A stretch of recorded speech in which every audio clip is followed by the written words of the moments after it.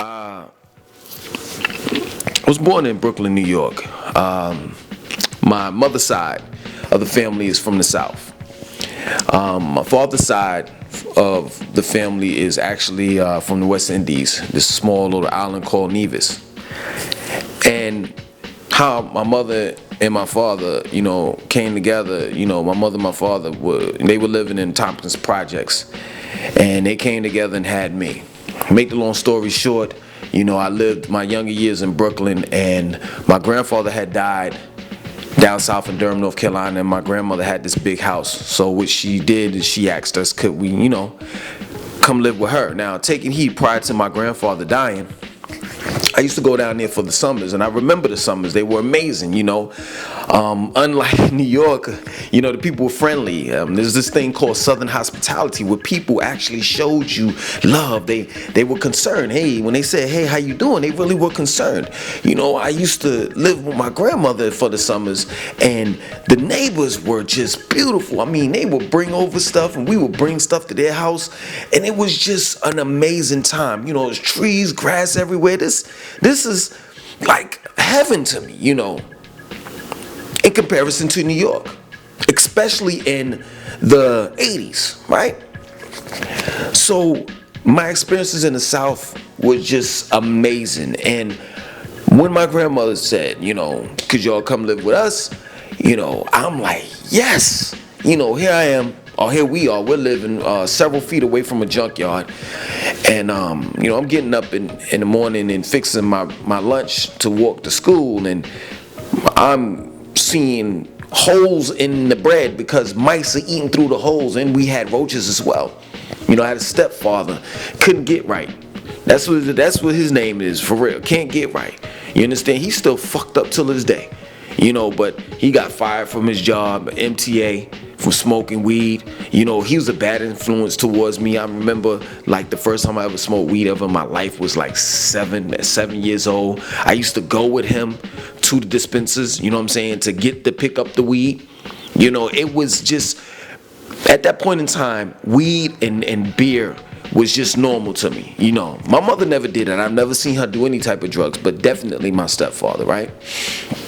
So to go down south for the summers and experience, just the love, my grandmother and my uncles, my aunts, they just showed me the ultimate, right? And my grandfather as well.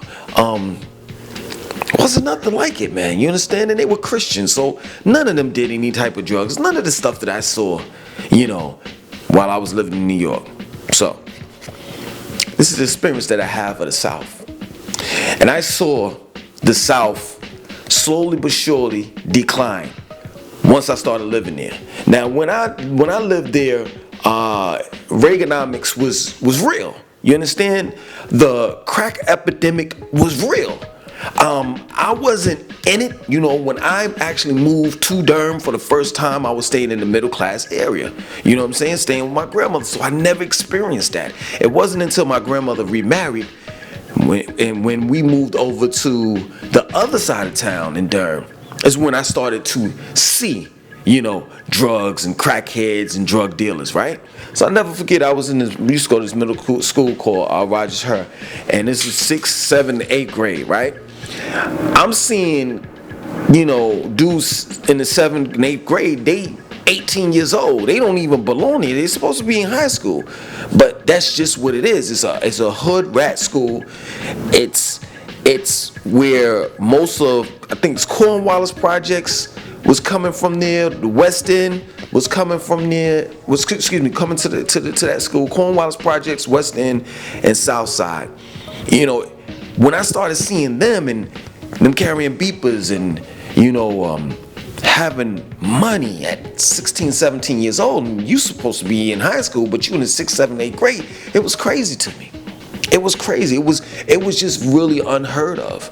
You understand? But I saw it slowly, but I saw the South slowly but surely regressing. You understand? And that's when I started finding out about the drug called crack. And this drug called crack turned neighborhoods into deserts. It turned people into zombies. It turned, young boys such as myself, in which I've never sold drugs with the exception of weed, but it turned people such as myself, good kids, into demons. And I saw that. I saw kids transition from being cool and these nice guys to being scared of those type of dudes because of the shit, the street cred, the stuff that you heard them do or seen at times.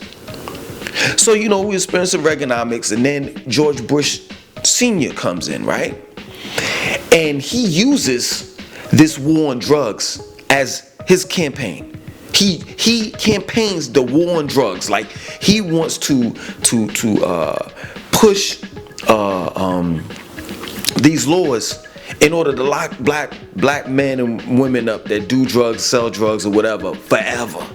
You understand? So that's where you get this whole these I don't know what to call them. They were like tactical cops and shit, like busting down doors and tanks busting in, and then you had the show Cops, Bad Boys, what you gonna do?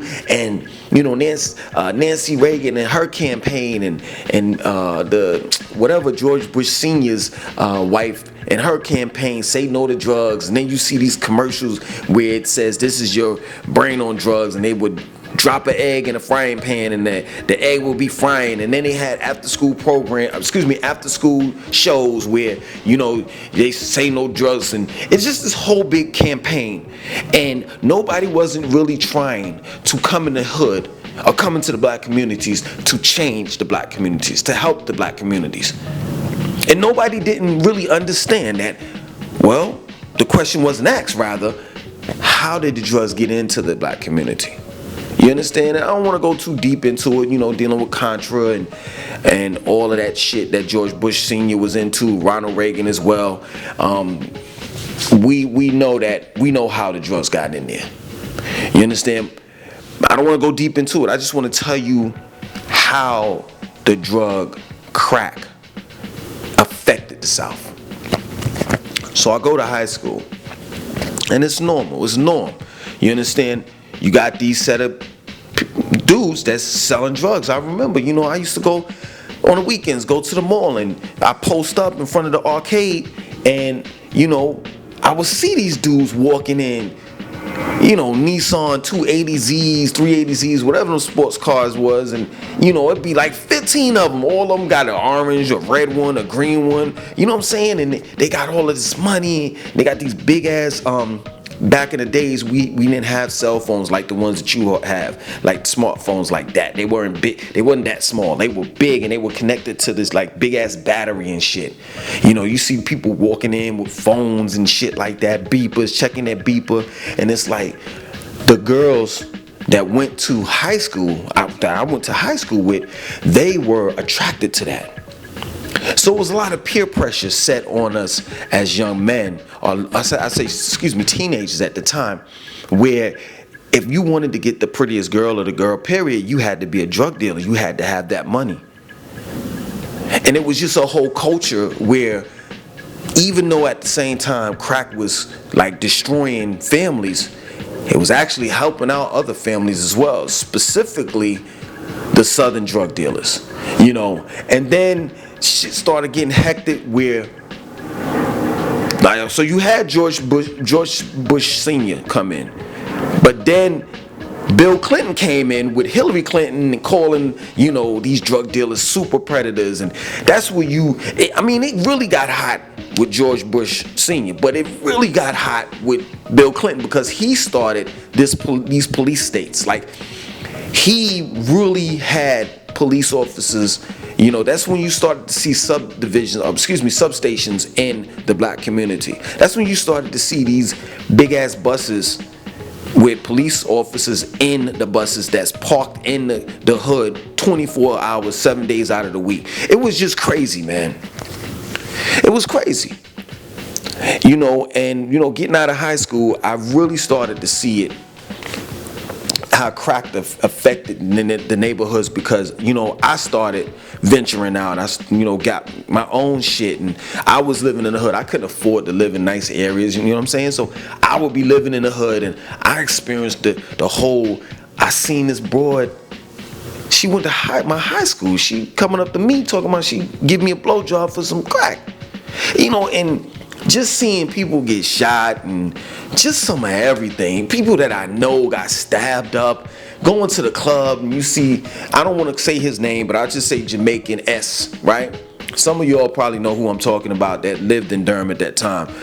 Going to the club, seeing Jamaican S, and he got the Lexus SC400 along with his other boys, and the destruction that man did, and then for some shit that happened to him, people getting stabbed up in front of the Waffle House. This is like drug wars going on, and as New York is coming down, and people don't even realize just how the New Yorkers, specifically drug dealers, affected the South.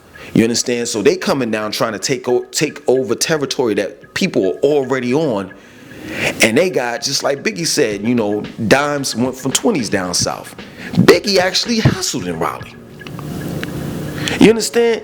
And it's crazy. I'm just gonna say, this is a side note, for real. I was listening to Life After Death the other day, right? And it just dawned on me, like a couple months ago, this shit just dawned on me when he was talking about, I think the song's called Somebody Gotta Die, whatever. He was talking about the story. He was talking about Jason, this guy named Jason. And he's talking about the dude had a Honda Accord hatchback or some shit like that. And I'm sitting there and I'm saying, I remember this dude.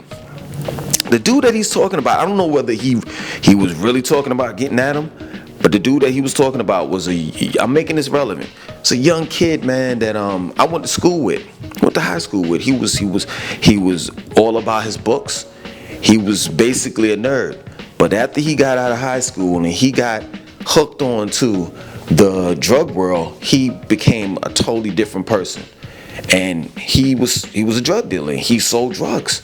And this is what drugs did to the South.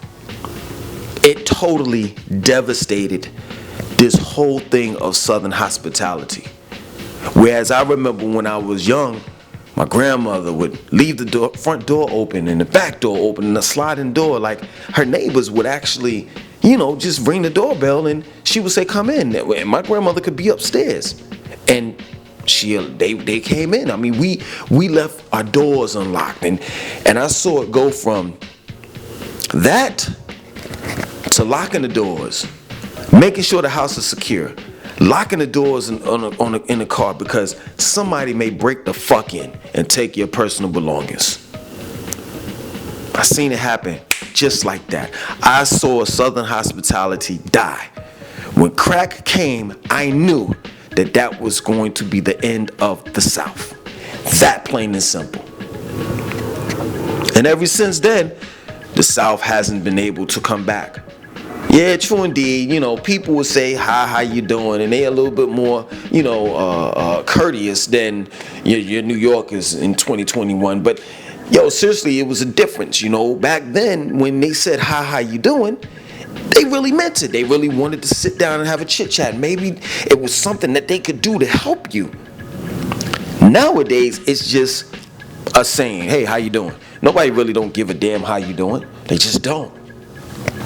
But I could tell you, man, I have so many stories of just being in the midst of some shit happening and like saying to myself, yo, that is crazy. I'm gonna be honest with you, for real. This is real talk. I've lived in New York several times, and I can tell you, out of the times that I've lived in New York, I've always lived in a safe area, in a safe place, specifically with my father. My father's a middle-class black man that used to work for MTA. My stepmom's is a Jamaican that has several degrees, and she works her ass off. So I stayed in a middle-class house, you know what I'm saying? We stayed right off of Gabro. You know what I'm saying? It wasn't that bad. I mean, even though Baisley Park Projects was like a block or two away, and I would hear gunshots and shit like that, but they never brought it to our street, ever. So I can't say, or rather, I don't have any type of stories of any type of traumatizing shit that I went through in New York. None. But I can give you a shitload of stories of things that I've seen, heard, that happened in the South that really made me really look at the South and say to myself that it's a done deal. It's a done deal. I've seen some of everything happen. Some of everything. You know what I'm saying? Dude, I'm gonna call him, what can I call him? B. I call him B. You know, stabbed up, Jamaican S stabbed him up in front of the Waffle House, and next thing you know, he in a club that like a couple days later, blood is coming out of his side. I mean, just some of everything. Couple months after that, B gets ran over by a car twice. Just some of everything, man. I've seen it all, man. You know, projects dudes, you know, it's just so disappointing, man. It's disappointing because, you know, of course, I mean, we know what happened in the North. We know how just how bad crack devastated the North, but it did something to the South that I don't think we can ever bounce back from. I just don't. You understand? And the way that Bill Clinton brought in the police and putting substations in the neighborhoods and police officers going around and just being assholes, you know. I mean, man, back before all of that shit happened, I remember going in the hood and just, it was money in the hood, whether it was crack or whether you selling bootleg movies, you boosting. And yo, we definitely had somewhat of an economy going on. Straight up, like, I'll say this, man, like, prior to George Bush Sr. on his way out and Bill Clinton coming in, there was a gray area for at least, excuse me, no COVID, for at least about 2 years where they left the hood alone. And I made some of the most money that I ever made, ever. I remember like the 4th of July, I never forget it, it was like 94, 93, something around that time. I made like about close to $800 in 2 hours. You know, but I just think, you know, some people may, because I was there for Reaganomics, I was there with George Bush Sr., I was there for the Clintons in the South. But, well, I say not so much in Reaganomics, but definitely, you know, as Reagan was coming out and then George Bush Sr. was coming in and then Clinton, you know, so I can honestly say, man, like,